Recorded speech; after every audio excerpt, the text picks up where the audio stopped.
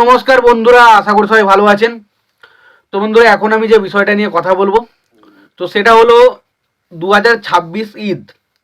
2026 ঈদ এবং হতে চলেছে সব থেকে বড় ক্ল্যাশ। কেন বলছি সব থেকে বড় ক্ল্যাশ? যদি আমরা বলিউডের দিকে তাকাই, যে সমস্ত হিরোরা হচ্ছে, শাহরুখ খানকে বাদ দিয়ে বলছি, বাকি যে সমস্ত হিরোগুলো সাকসেসফুল এই মুহূর্তে, তাদের দুটো নাম হচ্ছে সবচেয়ে বেশি উল্লেখযোগ্য। একটা হচ্ছে রণবীর কাপুর, আর একটা হচ্ছে বিকি কৌশল। তো রণবীর কাপুর এবং বিকি কৌশল তাদের দুজনকে নিয়ে একটা ছবি বানাতে চলেছে সঞ্জয় লীলা বানশালী, আমরা জানি। এবং সঞ্জয় লীলা বানশালী তিনি কি লেভেলের ডিরেক্টর সেটা আর কাউকে হয়তো বোঝাতে হবে না, যারা কমসে কম বলিউড সিনেমা ফলো করেন।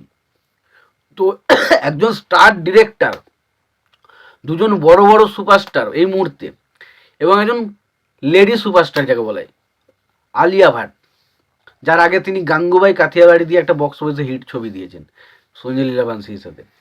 তো তিনজনে হচ্ছে, প্রথম হচ্ছে বিশাল এই মুহূর্তে মানে বলিউডের তিনজন বিরাট বড় স্টার, এবং তার পাশাপাশি হচ্ছে তিনজনাই বিশাল অভিনয় জানে।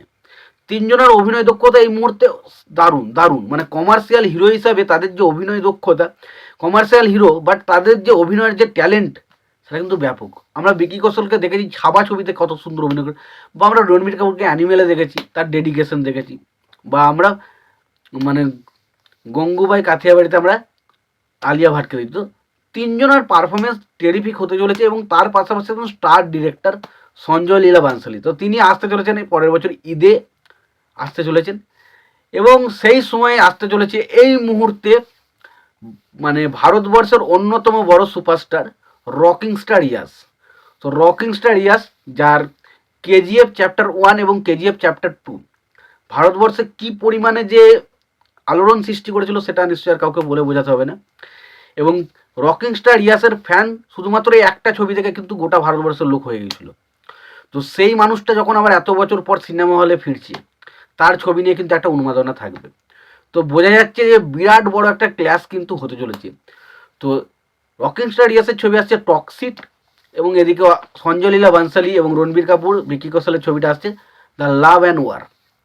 এবার দেখা যাক দুটো ছবি একসঙ্গে ক্লাসে এলে কোন ছবিটা বক্স অফিসে বাজিমাত করে, কারণ এই দুটো ছবি সত্যিই একটা বিরাট বড় ক্লাস।